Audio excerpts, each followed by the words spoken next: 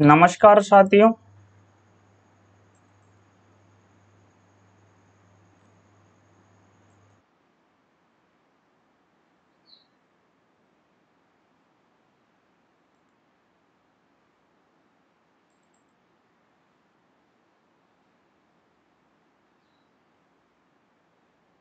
प्रश्न नंबर 16 है साथियों।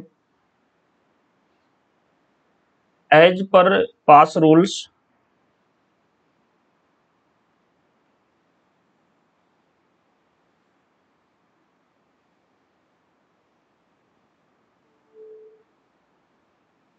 एज पर पास रूल्स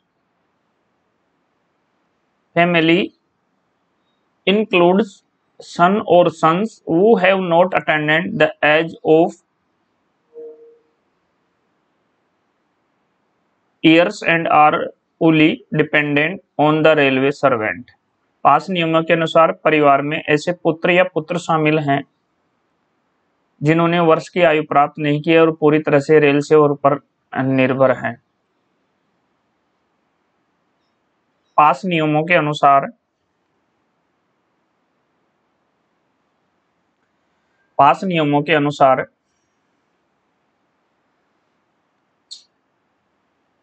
परिवार में ऐसे पुत्र या पुत्र शामिल हैं जिन्होंने 21 वर्ष की आयु प्राप्त नहीं की है और पूरी तरह से रेल सेवा पर निर्भर है। तो यहाँ एज पूछी है साथियों। एज के लिए जो आपका राइट आंसर बनेगा वो बनेगा 21 वर्ष। यहाँ 21 वर्ष आपका हो जाएगा।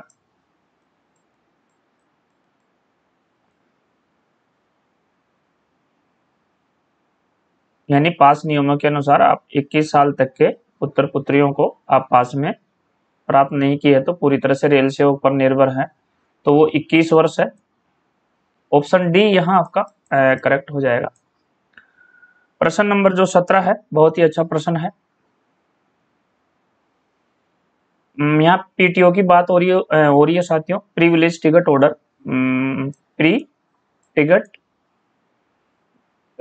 Privilege ticket order. How many sets of PTO issued to the railway employ. Railway कर्मचारियों को विशेषाधिकार टिकट ऑर्डर हिंदी में कहते हैं विशेषाधिकार ticket order. Privilege ticket order के कितने सेट जारी किए गए हैं। तो यहाँ बहुत ही कॉमन सी बात है इस प्रश्न में। कॉमन यह है कि जो आपने ग्रुप बांट रखा है, ग्रुप है आपका ए और बी तो है अधिकारियों के लिए और सी और डी है कर्मचारियों के लिए। तो ग्रुप ए और बी में तो रेलवे के अफसर आते हैं, ऑफिसर आते हैं, ग्रुप ए के अधिकारी हैं या ग्रुप बी के अधिकारी हैं। यहाँ सी में रेलवे के नॉन गजेटेड कर्मचारी आ जाते हैं ग्रुप डी और सी में। तो यहाँ जो कॉमन वाली बात देखने को मिलती है वो कॉमन वाली बात देखने को यही मिलती है। पीटीओ के मामले में सभी सेम है, चाहे वो ग्रुप ए का अधिकारी हो, चाहे ग्रुप बी का अधिकारी हो, चाहे ग्रुप सी का कर्मचारी हो, चाहे ग्रुप डी का कर्मचारी हो। पीटीओ में ये समान है कि नियुक्ति की तारीख से राजपत्रित और अराजपत्रित दोनों के लिए ही नियुक्ति की तारीख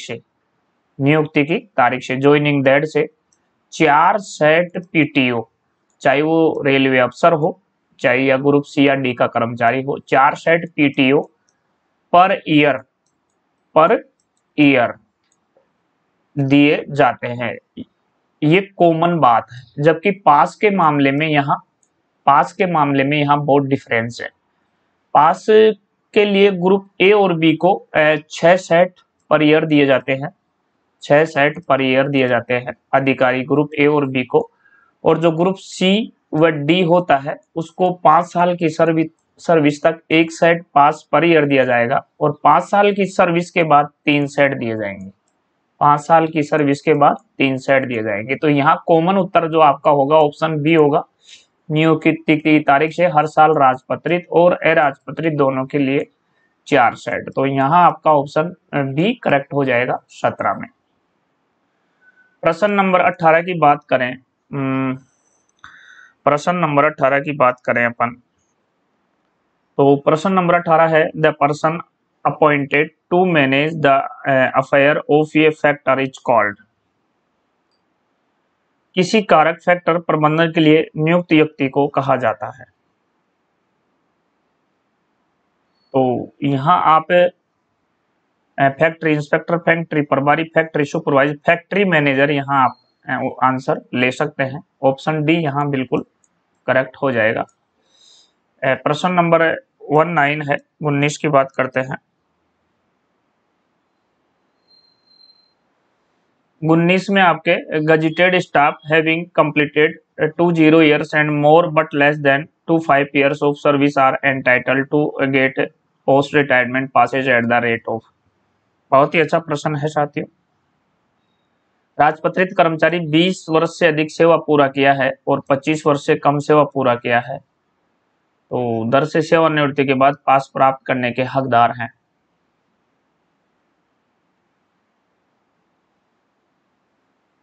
तो इसके लिए 3 सेट पास दिए जाते हैं।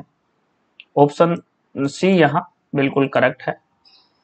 प्रश्न नंबर 20 है, how many days of LHAP can be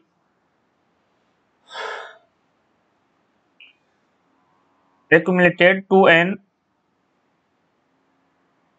employee in his service life। किसी आधा औसत वेतन छुट्टी LHAP एक कर्मचारी अपने सेवा जीवन में को जमा किया जा सकता है। ये 2 चीजें साथियों यहाँ, एक होता है आपका LAP और एक होता है आपका LHAP। तो ये एक कैलेंडर वर्ष में 20 मिलती है और ये एक कैलेंडर वर्ष में 30 मिलती है। तो ये जो LAP छुट्टियां हैं इसको एक जोड़ने की सीमा है। ये 300 LAP छुट्टियां आप अकाउंट में जोड़ सकते हैं। उसके बाद ये लैप्स हो जाती हैं और सेवानिवृत्ति के समय जो आपका लीव एनकेजमेंट करते हैं, LAP का नियुक्तिकरण करते हैं, वो 300 LAP का ही करते हैं, 300 LAP का ही करते हैं सेवानिवृत्ति के समय। और ये अगर आप 300 से ज़्यादा जोड़ते हैं, ऊपर जोड़ते हैं, तो ये ऑटोमेटिक लैप्स हो जाती हैं। आप 300 छुट्टियों तक ही LAP जोड़ सकते हैं। अब सवाल यहाँ LHP का है। जब LAP का तो अपने को पता है कि 300 LAP अपन जोड़ सकते हैं, लेकिन LHP कितनी जोड़ सकते हैं? तो ये 1 साल की 20 मिलती हैं।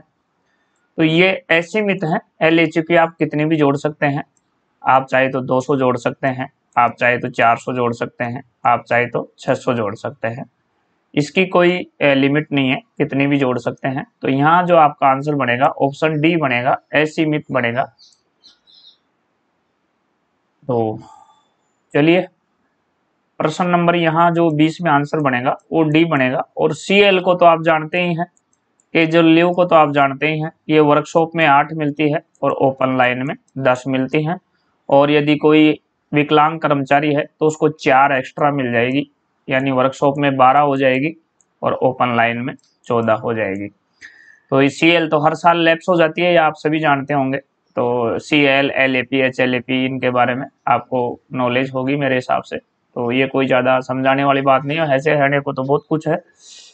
तो यहाँ इतना ही लेंगे। चलिए प्रश्न नंबर 21 है। 21 में हम लेंगे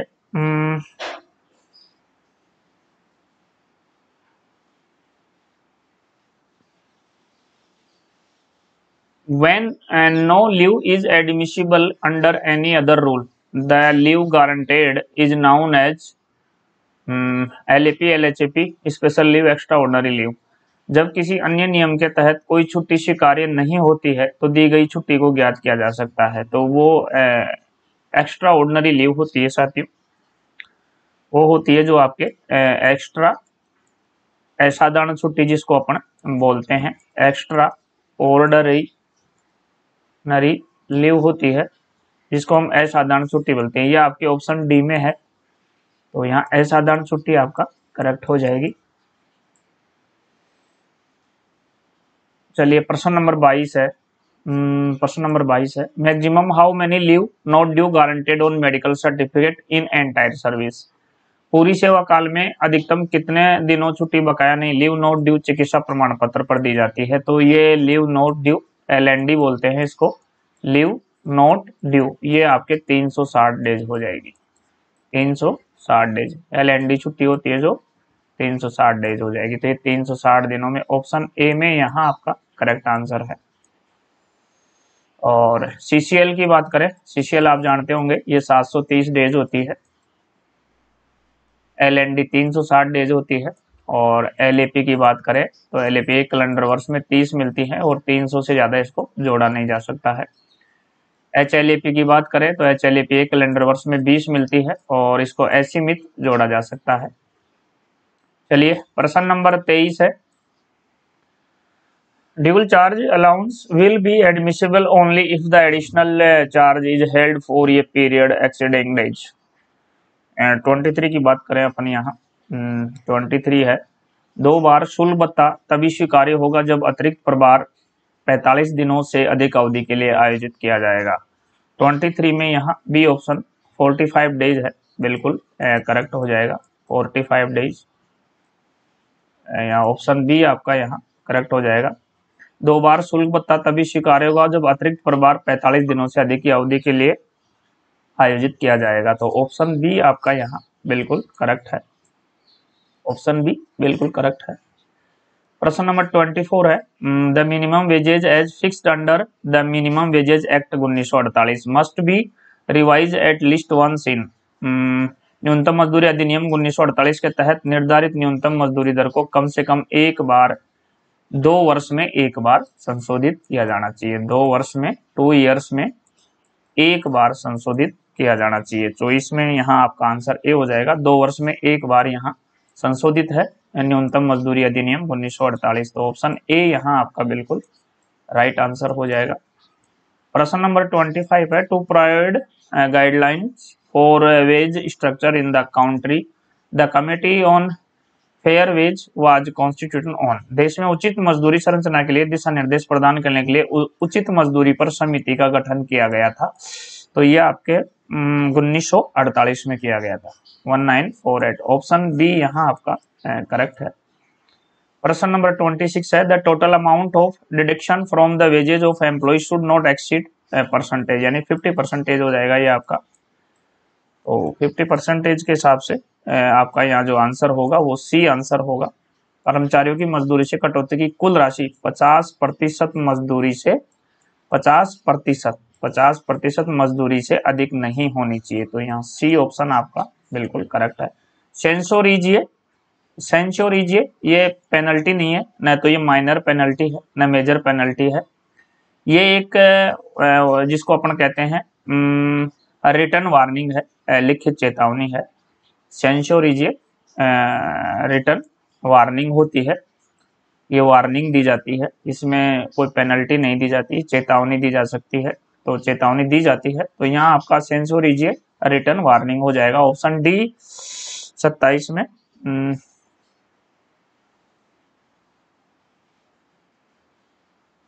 सेंश्योर निंदा, सॉरी साथियों, सेंश्योर है, सेंश्योर मीन्स निंदा होती है और ये माइनर पेनल्टी होती है। आपके माइनर पेनल्टी में निंदा, एक निश्चित अवधि तक, नियत अवधि तक पास पीटीओ पर रोक,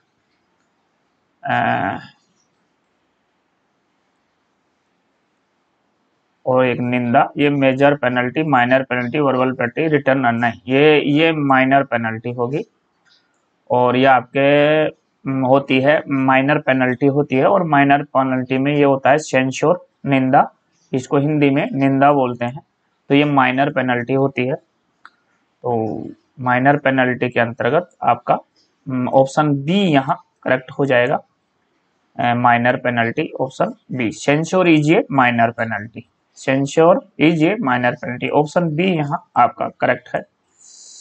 प्रश्न नंबर 28 है, a railway servant may be granted maximum leave on average pay at a time up to. एक रेलवे सेवक को एक समय पर अधिकतम औसत वेतन छुट्टी प्रदान की जा सकती है, तो वो 180 दिन है साथियों, ये बहुत अच्छी तरह से आप जानते होंगे। आप 180 दिन, या इसको आप 6 मंथ बोल सकते हैं, 6 मंथ, 6 मंथ आप इसको बोल सकते हैं, 6 महीने की छुट्टी या 6 महीने के LAP आप एक साथ सेक्शन करा सकते हैं, तो यहाँ ऑप्शन सी आपका बिल्कुल करेक्ट हो जाएगा। LAP की बात हो रही है, लीव ऑन एवरेज पे, लीव ऑन एवरेज पे। मैक्सिमम की बात हो रही है, मैक्सिमम हम 180 6 महीने की एलईपी एक साथ सेक्शन करा सकते हैं।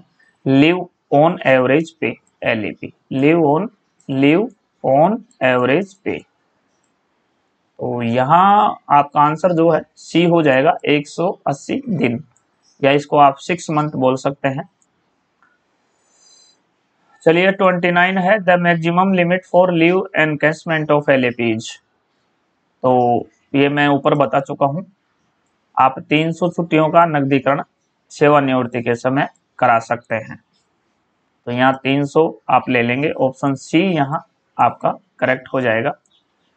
प्रश्न नंबर 30 है 30 the railway service conduct rules, the railway service conduct rules 1966। बहुत ही अच्छा प्रश्न है, कई बार रिपीट हुआ है और मैं बोलता भी रहता हूँ। The railway service conduct rule 1966, the railway service conduct rules 1966। तो यहाँ आपका ऑप्शन बी आपका बिल्कुल करेक्ट हो जाएगा। और इसके साथ एक होता है discipline and appeal rule, discipline and appeal rule 1 अक्टूबर 1968। ये दोनों डेट आप याद रखें। ये होता है railway service conduct rule, the railway service conduct rule 1966, और ये होता है डिसिप्लिन एंड अपील रूल 1 अक्टूबर 1968। मैं वीडियो में कई बार इनको रिपीट करता रहता हूँ, तो जो मैं बोलता रहता हूँ उसको आप ध्यान से सुनिए, आपके कई प्रश्न तो मेरे बोलने मात्र से ही तैयार हो जाएंगे। तो ये जो 30 में है यहाँ ऑप्शन बी है, ऑप्शन बी आपका यहाँ बिल्कुल करेक्ट हो जाएगा। The railway service conduct rule 1966 और डिसिप्लिन एंड अपील रूल 1 अक्टूबर 1968। ये दोनों प्रश्न बहुत ही इंपॉर्टेंट हैं और ये पूछे जाते हैं। प्रश्न नंबर 31 है subletting of government accommodation by railway employee has been done in which rule. रेलवे कर्मचारी द्वारा सरकारी आवास को भाड़े पे देने के बारे में कौन सा नियम बताया गया है। तो ये 15A है साथियों, ये 15A है, 15A है। ये रेलवे सर्विस कंडक्ट रूल 1966 में जो रूल है वो 15A है। 15A है क्वार्टरों से संबंधित है, क्वार्टर को खाली नहीं करना, क्वार्टर को किराए पे देना, क्वार्टर में भेड़ बकरियां रखना, गाय भैंस बकरी रखना, अनैतिक गतिविधियां करना क्वार्टर में। तो ये क्वार्टर के दुरुपयोग से संबंधित है 15A, क्वार्टर के दुरुपयोग से संबंधित है 15A। तो आप 15 के बारे में भी जान लीजिए। जब 15 क्वार्टरों से संबंधित है तो 15 किससे है, तो 15 है आपके निजी व्यापार एवं नौकरी से संबंधित है। और यहाँ पे तो आंसर खैर आपका 15A हो जाएगा 31 में, तो ये 15A क्वार्टर से संबंधित है। और ये जो 14 दिया हुआ है ऑप्शन बी में, ये आपके जो 14 है ये रेल कर्मचारियों के सम्मान से संबंधित है, ये रेल कर्मचारी के सम्मान से संबंधित है। और जो रूल 3 है ये आप जानते ही होंगे। इसमें रूल 3 में एक तो सी आता है जो sexual harassment of female employ आता है, एक 3B आता है जो कटर प्रॉपर्टी एंड कटरसी से आता है, और एक नियम से आता है 3A सामान्य नियम से, वो 3A होता है। तो यहाँ यही था। इसके अलावा और भी महत्वपूर्ण है, मैं आपको बता देता हूँ। जो रूल 18 है वो चल संपत्ति के बारे में उल्लेख से है, 18A है जो अचल संपत्ति खरीदने के लिए है। जैसे इम्पोर्टेंट में हम बात करें रूल 5 है तो राजनीति में भाग नहीं लेने से है। रूल 13 की बात करें तो उपहार लेना व देना वर्जित है। 13A की बात करें तो वो दहेज से संबंधित है। तो ये महत्वपूर्ण मैं आपको बता रहा हूँ। रूल 2 है वो उसमें सरकार की परिभाषा बताई गई है। जैसे रूल 11 है तो वो RTI से रिलेटेड है। जैसे रूल 9 है तो वो सरकार की आलोचना से संबंधित है। जैसे रूल नंबर 8 है तो वो प्रेस मीडिया टीवी अखबार से संबंधित है। जैसे रूल नंबर 23 है तो वो छुआछूत से संबंधित है। और इम्पोर्टेंट में बात करें तो जैसे रूल नंबर 17 है तो वो दिवालिया या आतन कर्मचारी से है। जैसे रूल नंबर 7 है तो वो प्रदर्शन से संबंधित है। अब जैसे रूल नंबर 6 है तो वो रेल सेवक द्वारा संघ या संगठन में शामिल होने से है। रूल 4 की बात करें तो कंपनी या फर्म में रेलवे के नजदीकी रिश्तेदार को रोजगार पर प्रतिबंध से है, यानी कि कोई भी रेलवे कर्मचारी अपने नजदीकी रिश्तेदार को या भाई भतीजावाद नहीं करे, यानी रोजगार के फर्म में उसको रोजगार नहीं दें। रूल 15 का बता ही दिया मैंने, निजी व्यापारियों नौकरी से है। 15 एक यहाँ बता ही दिया, क्वार्टरों के दुरुपयोग से है। रूल नंबर 20 की बात करें तो ये विभागीय या ट्रांसफर या पदोन्नति में किसी राजनीतिक या किसी विभागीय प्रभाव से संबंधित है कि किसी आप ट्रांसफर में या पदोन्नति में आप राजनीतिक अप्रोच या राजनीतिक प्रभाव या किसी विभागीय प्रभाव का आप अप्रोच नहीं करवा सकते। रूल नंबर 21 की बात करें हम तो रूल नंबर 21 में विवाह के संबंध में प्रतिबंध है। और कौन सा छूट गया, लगभग साथियों लगभग महत्वपूर्ण मैंने सारे बता दिए होंगे। इसके अलावा हम जैसे 10 की बात करें तो ये किसी जांच समिति अथवा प्राधिकारी के समक्ष गवाही देने से है। तो चलिए साथियों, ये महत्वपूर्ण थे जो मैंने सारे ही आपको the railway service conduct rule 1966 के जो महत्वपूर्ण नियम थे वो सभी बता दिए। तो यहाँ 15A आपका बिल्कुल करेक्ट हो जाएगा। एंड 32 है maintaining absolute integrity comes under which service conduct rules. तो यहाँ पे अपन आंसर की बात करें तो यहाँ 32 में आपका आंसर बनेगा rule number 3। Rule number 3 maintaining absolute integrity comes under which service conduct rule. तो ये रूल नंबर 3 आ जाएगा। और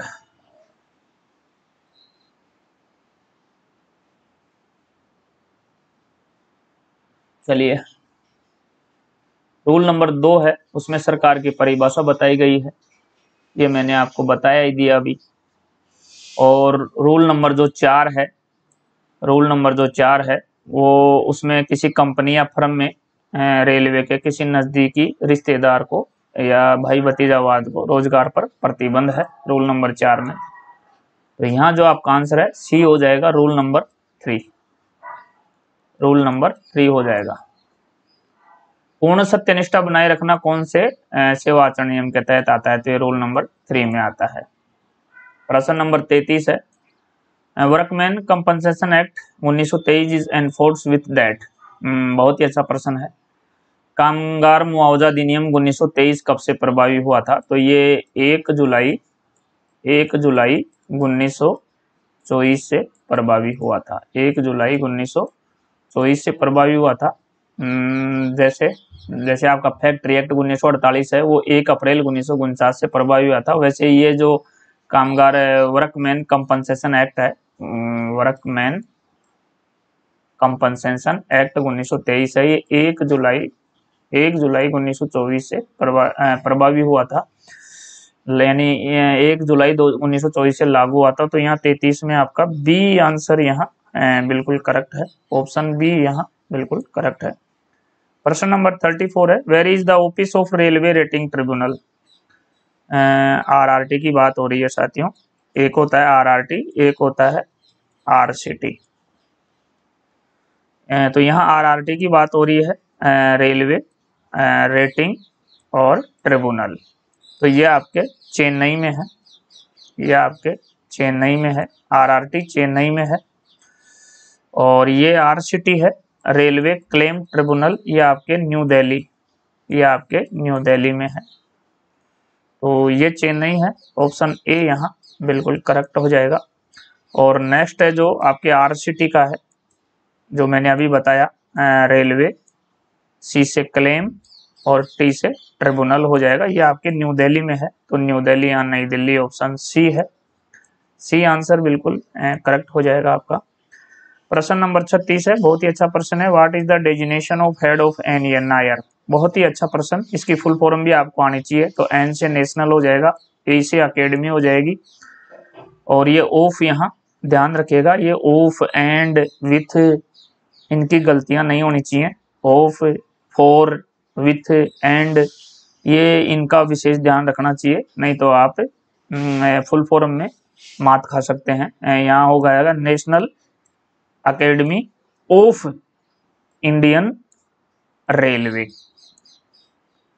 जैसे आपका कोफ माऊ है, जैसे आपका कोफ माऊ है, तो कोफ माऊ का फुल फॉर्म क्या होता है, central organisation for modernisation of workshop. अब इसमें ओ से ऑफ यहाँ है, फोर से एफ यहाँ है, लेकिन यहाँ जो ऑफ है वो इसमें नहीं है। तो ये चीजें अपने को बहुत ध्यान रखनी चाहिए। वैसे ही जैसे आरडीएस है, RDSO है, तो ये रिसर्च डिजाइन एंड आता है बीच में, एंड स्टैंडर्ड ऑर्गेनाइजेशन। तो ये एंड हुआ, फोर हुआ, ऑफ हुआ, इनका बहुत आपको बारीकी से ध्यान रखना है। तो national academy of Indian railway, ये नायर की फुल फॉर्म है। और इसमें पूछा गया कि what is the designation of head of Nair national academy of Indian railways. Nair भारतीय रेलवे राष्ट्रीय अकादमी के प्रमुख का पद क्या है? तो ये जो प्रमुख का पद है, यहाँ डायरेक्टर जनरल होता है, डायरेक्टर जनरल होता है, महानिदेशक हिंदी में इसको बोलते हैं। तो इस हिसाब से यहाँ आपका 36 में सी आंसर हो जाएगा। और ये जो प्रश्न नंबर 37 है, ये भी बहुत अच्छा प्रश्न है। In service conduct rules role number are general rules. तो जो सामान्य नियम लिए गए हैं वो आपके, मैंने अभी ऊपर आपको बताया है, रूल नंबर 3 में लिए हैं, सेवा आचरण नियमावली में। यानी कि ये the railway service conduct rule 1966 है, उसमें जो रूल नंबर 3 है उसमें जनरल रूल्स लिए गए हैं। 2 में आपके परिभाषा बताई गई है, सरकार की परिभाषा बताई गई है। रूल नंबर 2 में सरकार की परिभाषा बताई गई है। और ये जो रूल नंबर 5 है, इसमें आपके राजनीति में भाग नहीं लेने से है। और रूल नंबर जो 4 है वो रेलवे के जो भाई भतीजावाद है, रेलवे सर्वेंट का जो रिश्तेदार है उसको किसी कंपनी या फर्म में रोजगार नहीं देने से संबंध है। तो यहाँ पे जो आपका आंसर होगा वो रूल 3 होगा, रूल 3 होगा। तो यहाँ ऑप्शन बी बिल्कुल आपका करेक्ट है, सॉरी ऑप्शन बी यहाँ आपका करेक्ट होगा। 37 में बी राइट आंसर है। प्रश्न नंबर 38 की बात करें साथियों, when did the factory act 1948 come into effect. देखिए कारखाना अधिनियम जो बना था वो 1948 में बना था। कारखाना एक्ट यानी कि फैक्ट्री एक्ट है जो 1948 में बना था। ये फैक्ट्री एक्ट 1948 में बना था, लेकिन ये जो लागू हुआ था वो 1 अप्रैल 1949 से प्रभावी हुआ था या लागू हुआ था। 1 अप्रैल 1949 से ये लागू हुआ था। तो यहाँ दैट आपकी 1949 ऑप्शन बी बिल्कुल करेक्ट है, ऑप्शन बी। प्रश्न नंबर 39 है, under which rule of discipline and appeal rules 1 October 1968 in inquiry officer nominated. Discipline and appeal rule 1 अक्टूबर 1968 के किस नियम के तहत जांच अधिकारी नामित किया जाता है? तो वो नियम आपका रूल 9 है, वो रूल 9 है। बहुत ही अच्छा प्रश्न है, कई बार पूछा गया है। ऑप्शन डी यहाँ आपका बिल्कुल करेक्ट हो जाएगा। प्रश्न नंबर 40 है, what is standard form used for revocation of suspension. यानी निलंबन से बहाली के लिए कौन सा स्टैंडर्ड फॉर्म यूज किया जाता है? तो वो SF4 किया जाता है, SF4 किया जाता है। ये निलंबन से बहाली के लिए किया जाता है। और SF3 है वो निर्वापतों की स्वीकृति के लिए होता है। और SF2 होता है वो डीम्ड सस्पेंशन के लिए होता है। SF1 जो होता है वो निलंबन के लिए होता है। SF5 पे जो मेजर पेनल्टी के लिए आता है। और SF11 है जो माइनर पेनल्टी के लिए आता है। SF4 है जो निलंबन से बहाली के लिए आता है, यानी रिकॉवेशन ऑफ सस्पेंशन, रिकॉवेशन ऑफ सस्पेंशन यानी निलंबन से बहाली के लिए। और SF1 है जो आपके निलंबन के लिए आता है। तो यहाँ जो राइट आंसर बनेगा वो SF4 बनेगा, आपका SF4 बनेगा। SF4 का मतलब यहाँ बी ऑप्शन आपका करेक्ट है। इसके अलावा जो पूछे जाते हैं और भी, उनमें आपके जैसे बड़ी शास्त्री के लिए SF5 है, छोटी शास्त्री के लिए SF11 है। रेलवे जो चार्जशीट दी जाती है रेलवे रिटायर कर्मचारी को, उसके लिए SF14 है। और प्रस्तुति अधिकारी की नियुक्ति के लिए SF8 है। दस्तावेजों के निरीक्षण की अनुमति नहीं देना उसके लिए SF6 है। संयुक्त कार्रवाई के आदेश के लिए स्टैंडर्ड फॉर्म 10 है। जो स्टैंडर्ड फॉर्म 9 है वो आजकल हटा लिया गया है। तो ये महत्वपूर्ण थे जो मैंने आपको सारे ही बता दिए हैं। चलिए आगे चलते हैं। प्रश्न नंबर 41 है, nursing allowance is payable at what rate. तो ये 7200 रुपये है। आंख मीच के लगाइएगा, रट्टा मार लीजिएगा। Nursing allowance is payable at what rate, nursing भत्ता किस दर से दिया जाता है? तो ये 7200 रुपये नर्सिंग भत्ता है। तो ऑप्शन यहाँ बी हो जाएगा आपका, ऑप्शन बी आपका करेक्ट है।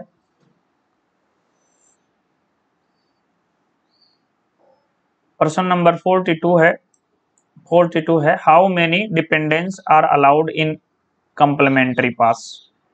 कंप्लीमेंट्री पास कितने आश्रितों को अनुमति देता है। तो ये जो कंप्लीमेंट्री पास है, कंप्लीमेंट्री पास जिसको अपन मानार्थ पास बोलते हैं, जिसको हम मानार्थ पास बोलते हैं, मानार्थ पास बोलते हैं कंप्लीमेंट्री पास को। तो इसमें कितने आश्रितों को अधिकतम कितने आश्रितों को अनुमति मिलती है। तो दो मैक्सिमम के लिए यहाँ 2 आश्रित हो जाएंगे, मैक्सिमम के लिए 2 और मिनिमम के लिए 1। मैक्सिमम 2 आश्रित शामिल कर सकते हैं, तो 2 हैं। इसका फंडा यह है कि वैसे तो इस पास में अगर आश्रित को शामिल करते हैं तो 5 सदस्यों से संख्या ज्यादा नहीं होनी चाहिए। यदि 2 आश्रित लेते हैं तो ये 3 परिवार के सदस्य हो जाएंगे, और 1 आश्रित लेते हैं तो 4 परिवार के सदस्य हो जाएंगे। यानी कुल मिला के फंडा यह है कि मानार्थ पास में संख्या आश्रित शामिल करते हैं तो 5 से ज्यादा नहीं होनी चाहिए। तो यहाँ ऑप्शन बी आपका बिल्कुल करेक्ट है, मैक्सिमम 2 है, बिल्कुल राइट है। यहाँ 42 में बी ऑप्शन आपका करेक्ट हो जाएगा। प्रश्न नंबर 43 है, सुपरहिट प्रश्न है, हर बार रिपीट होता है। How many persons can from an association and get registration of trade union. कि कितने व्यक्ति एक एसोसिएशन बना सकते हैं और ट्रेड यूनियन का पंजीकरण करा सकते हैं। तो ये 7 प्लस 7 से अधिक, 7 या 7 से अधिक। तो ये 7 प्लस 7 या अधिक है, तो ये ऑप्शन ए में है। तो इस हिसाब से 7 और मोर, तो यहाँ आपके ऑप्शन ए यहाँ बिल्कुल करेक्ट हो जाएगा। और ये प्रश्न ऐसा सुपरहिट प्रश्न है कि लगभग हर पेपर में ये टपक रहा है। प्रश्न नंबर 44 है how many CL is given to a handicapped railway employ. तो मैंने बताया कि एक विकलांग रेलवे कर्मचारी को कितने आकस्मिक छुट्टी CL दिए जाते हैं।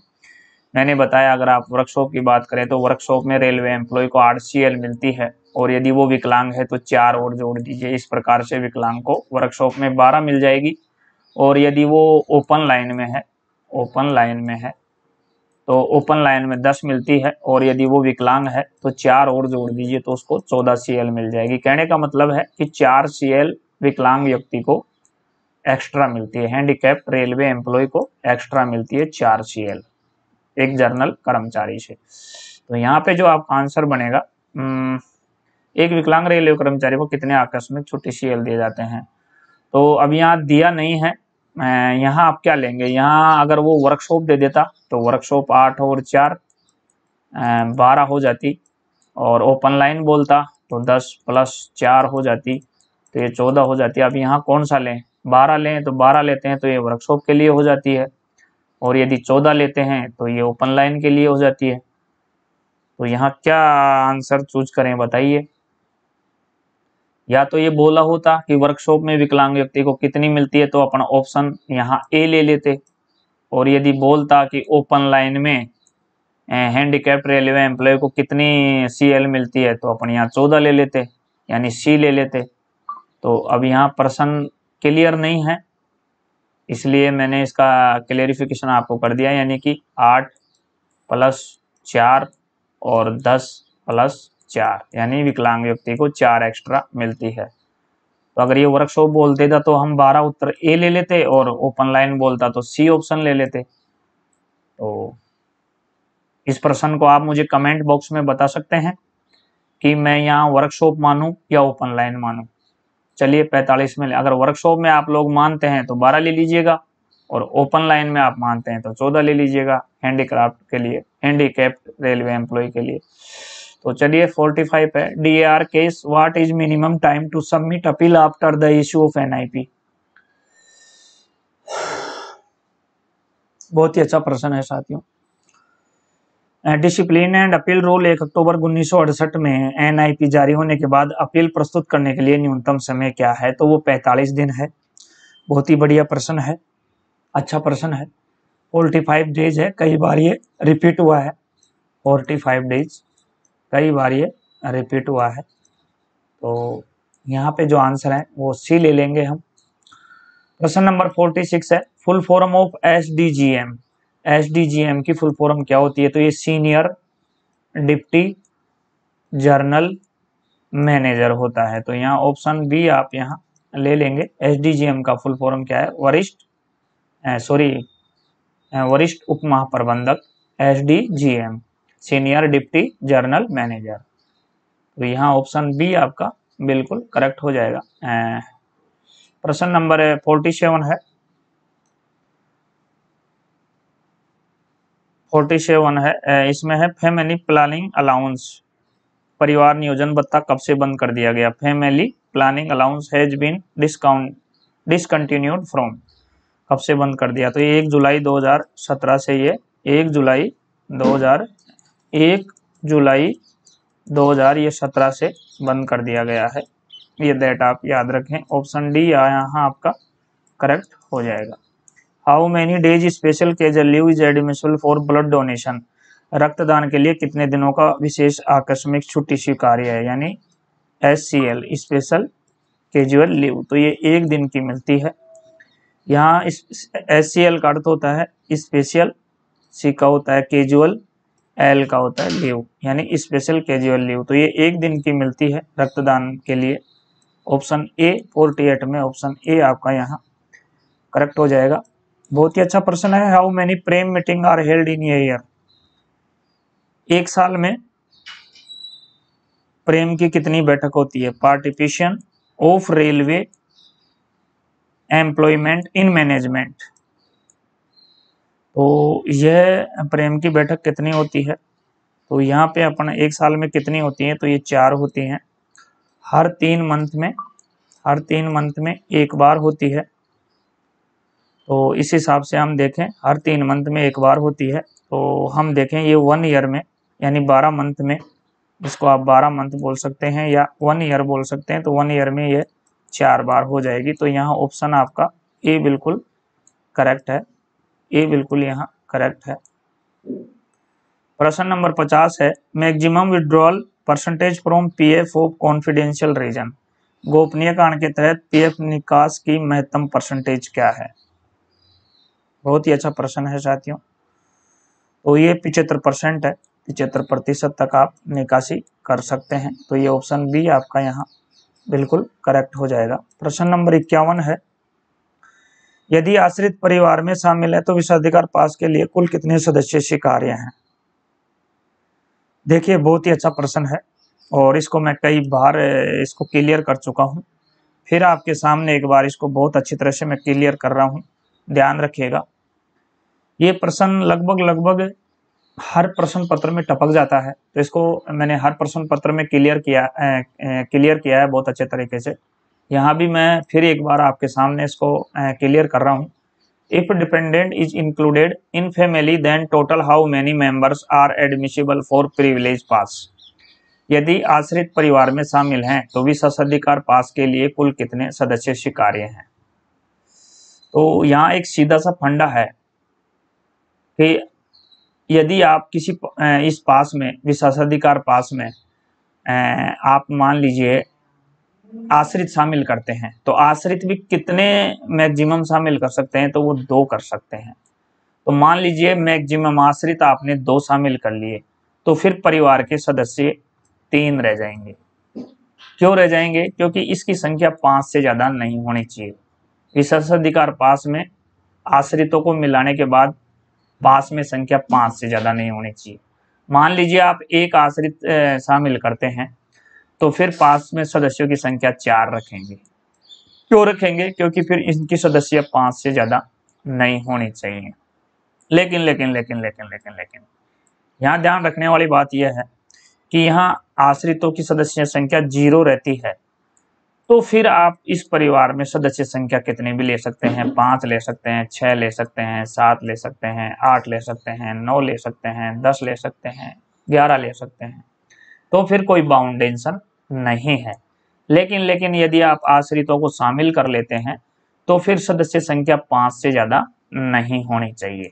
और ये आश्रितों कोई भी एक लिमिट होती है, आप 2 से ज्यादा आश्रित शामिल नहीं कर सकते। तो 2 करते हैं तो फिर परिवार के 3 रह जाएंगे।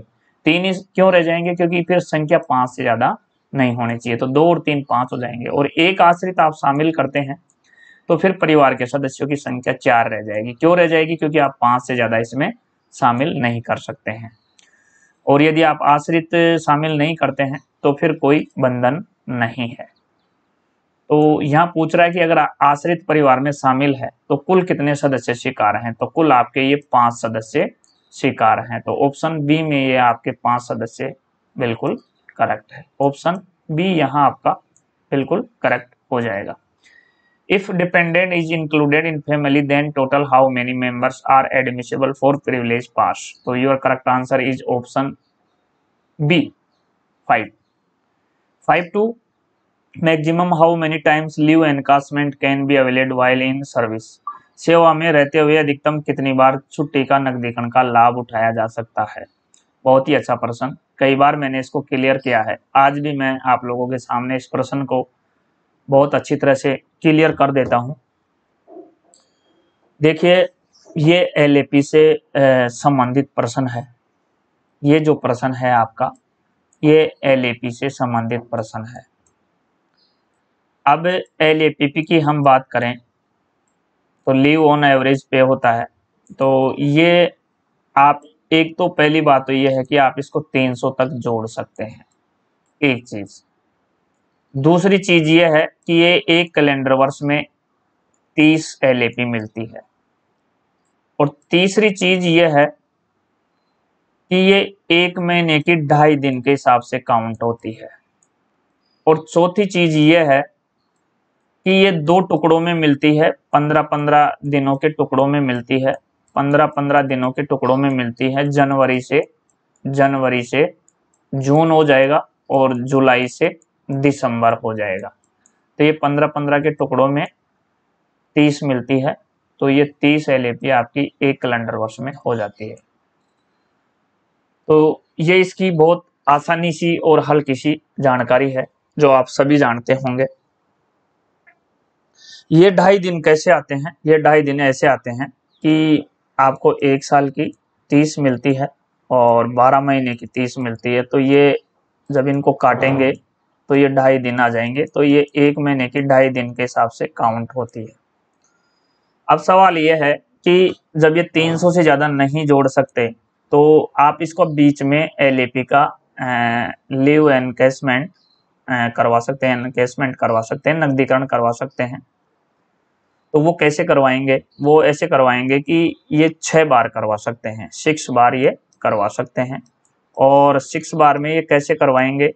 ये प्रत्येक 2 साल के गैप पर करवा सकते हैं। 2 साल के यानी 2 ईयर के गैप पे, 2 साल के गैप पे ये करवा सकते हैं। और 10-10 के हिसाब से करवा सकते हैं। 10, फिर इसमें 2 साल का गैप आ जाएगा, फिर 10, फिर इसमें 2 साल का गैप आ जाएगा, फिर 10, फिर इसमें 2 साल का गैप आ जाएगा। ऐसे ये 10-10 के टुकड़ों में 6 बार इसका नकदीकरण करवाया जा सकता है प्रत्येक 2 साल के गैप पर। तो ये टोटल मिला के 60 एलएपी का टोटल मिला के 60 एलएपी का नकदीकरण करवाया जा सकता है। इसके अलावा इसकी एक शर्त और है, यदि आप 10 एलएपी का नकदीकरण करवाते हैं तो आपके अकाउंट में कम से कम 30 एलएपी शेष रहनी चाहिए। यदि 10 एलएपी का आप नकदीकरण कराते हैं और 30 एलएपी आपके अकाउंट में शेष नहीं रहती है तो फिर आप नकदीकरण नहीं करवा सकते हैं। तो यानी कि आपके अकाउंट में कम से कम 40 एलएपी होगी जब आप 10 का नकदीकरण करवाएंगे और 30 एलएपी शेष बचेगी। तो ये यहाँ ध्यान रखने वाली बात है। तो यहाँ जो प्रश्न था वो प्रश्न ये था कि सेवा में रहते हुए अधिकतम कितनी बार छुट्टी नकदीकरण का लाभ उठाया जा सकता है? तो ये 6 बार उठाया जा सकता है और ये 10-10 के अंतराल पे उठाया जा सकता है। और ये जो 10-10 एलएपी का जो नकदीकरण करवाते हैं इनमें जो गैप होना चाहिए वो 2 ईयर का गैप होना चाहिए। ये यहाँ ध्यान रखें। तो 52 में आपका डी आंसर यहाँ करेक्ट हो जाएगा। इसी के साथ हम 53 की ओर बढ़ते हैं। 53 है, यहाँ पे जो 53 है वो बोल रहा है how many times a child care leave can be given with in year? एक साल में कितनी बार चाइल्ड केयर बाल अवकाश छुट्टी लीव दी जा सकती है? तो ये 3 बार दी जा सकती है। मैंने यहाँ खूब बताया CCL CCL child care leave एक साल में 3 बार ली जा सकती है और कम से कम 5 दिनों की ली जा सकती है, कम से कम 5 दिनों की ली जा सकती है। तो यहाँ ऑप्शन बी आपका 3 बार बिल्कुल करेक्ट है। चाइल्ड केयर लीव एक साल में 3 बार ले सकते हैं और कम से कम 5 दिनों की ले सकते हैं, और ये आपके टोटल 730 दिनों की मिलती है, 7 से 30 दिनों की मिलती है। और उसमें भी जो 365 है शुरू की, उसमें 100% के हिसाब से भुगतान किया जाता है, और जो अगली 365 है उनमें 80% की दर से भुगतान किया जाता है। तो चलिए यहाँ जो 54 है वो देखते हैं। How many times child leave can be given within a year to a single female.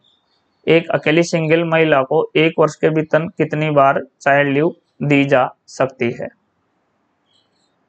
तो एक अकेली सिंगल महिला को 1 वर्ष के भीतर कितनी बार चाइल्ड लीव दी जा सकती है, अकेली सिंगल महिला को, ध्यान रखें ये तो ये 6 बार हो जाएगा, ये 6 बार हो जाएगा।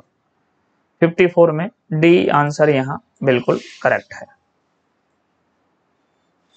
वैसे ये 3 बार होता है, लेकिन अकेली सिंगल महिला है तो उसको 1 वर्ष के भीतर में डबल हो जाएगा, 6 बार हो जाएगा। नेक्स्ट है 55% है, सॉरी 55 नंबर का प्रश्न है। 55 है, in child care leave 100% full salary is given up to 365 days and salary for next 35 days. तो ये मैंने बताया है आपको अभी ऊपर कि 365 और प्लस 365 ये आपकी चाइल्ड केयर लीव टोटल 730 दिन की मिलती है, 730 दिन की मिलती है। तो ये जो फर्स्ट 365 है इसमें 100% की दर से भुगतान किया जाता है, और अगली जो सेकंड है इसमें 80% की दर से भुगतान किया जाता है। ये मैंने अभी ऊपर आपको बताया है। तो ये प्रश्न यही पूछ रहा है, in child care leave 100% full salary is given up to 365 days and 80% salary for next 365 days. तो अगली के लिए ये 80% करेंगे। तो यहाँ ऑप्शन सी आपका बिल्कुल करेक्ट हो जाएगा, यानी 55 में सी आंसर आपका यहाँ बिल्कुल करेक्ट हो जाएगा। तो चलिए साथियों 1 से 55 तक हमने कर लिए हैं, रतलाम डिवीजन का क्वेश्चन पेपर 1 से 55 तक कर लिए हैं। नेक्स्ट पार्ट में हम 56 से आगे बढ़ेंगे। तो तब तक दीजिए मुझे आ गया। Thank you very much, thanks for watching this video. जय हिंद, जय रेलवे।